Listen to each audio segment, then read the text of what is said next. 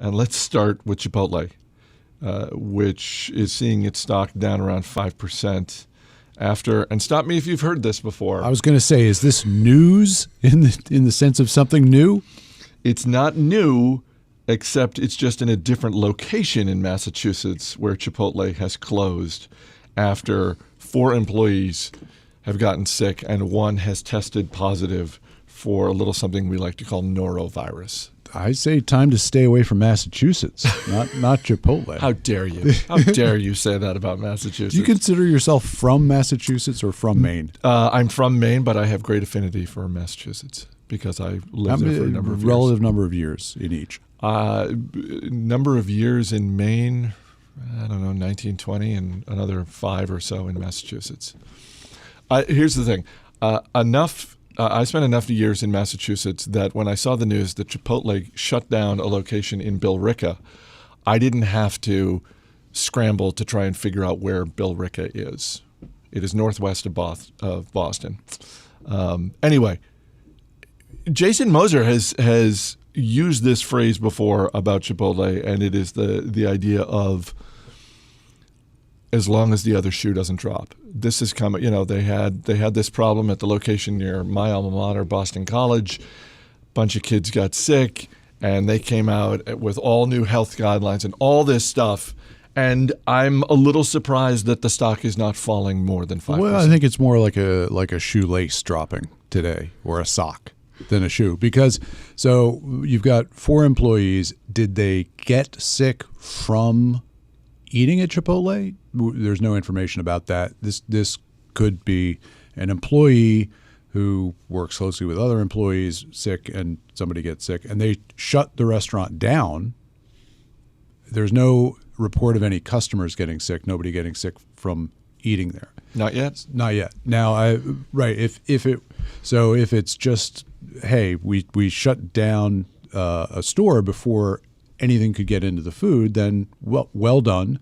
Although any headline for Chipotle is not a good one where it brings up this kind of thing. So, we don't yet know enough of the details, so the stock sells off, but it's one store, it's not customers.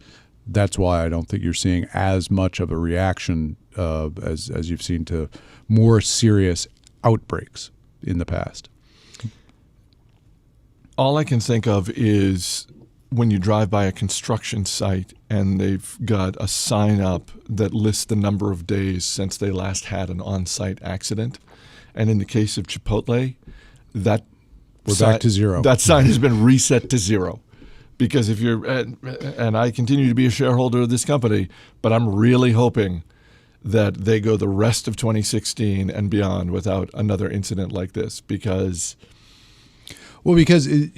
it's something that's in the headlines because it's Chipotle. Are there other restaurants in the country this week where they shut down a location somewhere because somebody's sick or something like that?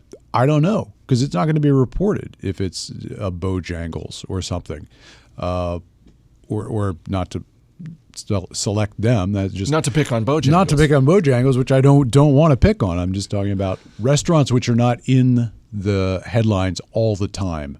And there's always something going on somewhere, and hopefully this is an isolated incident that's got to do with an employee getting sick rather than the food itself causing anything, because there are dangers if they can't stop. That being the problem. Do you think this is because Bojangles doesn't hold itself up as having food with integrity?